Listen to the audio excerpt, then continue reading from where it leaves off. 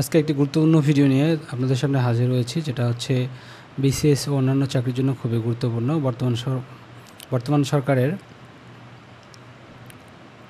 প্রধান উপদেষ্টা ডক্টর মোহাম্মদ ইউনূস। আজকে ডক্টর মোহাম্মদ ইউনূস নিয়ে গুরুত্বপূর্ণ তথ্যগুলো দেবো, যেগুলো পরীক্ষায় আসার মতো এমসিকিউ হতে পারে, এরকম প্রশ্ন নিয়ে তোমাদের সামনে হাজির হচ্ছে ডক্টর মোহাম্মদ ইউনূস ক্ষুদ্র ঋণ বিপ্লবের পথিকৃৎ। অবস্থান ইডু এক্সপ্লেন।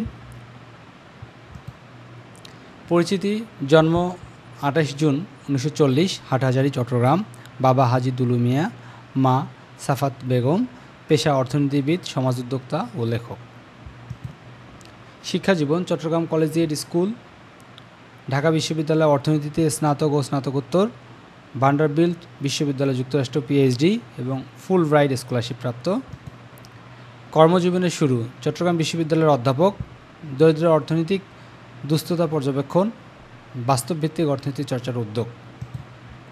গ্রামীণ ব্যাংকের প্রতিষ্ঠাতা। 1976 সালে ক্ষুদ্র ঋণের ধারণা। 1983 সালে গ্রামীণ ব্যাংকের সরকার অনুমোদিত যাত্রা। মূল লক্ষ্য দরিদ্র বিশেষত নারীদের ঋণ প্রদান। নোবেল পুরস্কার ও স্বীকৃতি: 2006 সালে শান্তিতে নোবেল পুরস্কার, যুক্তরাষ্ট্রের প্রেসিডেন্সিয়াল মেডেল অফ ফ্রিডম, 13টি দেশে সর্বোচ্চ সম্মাননা।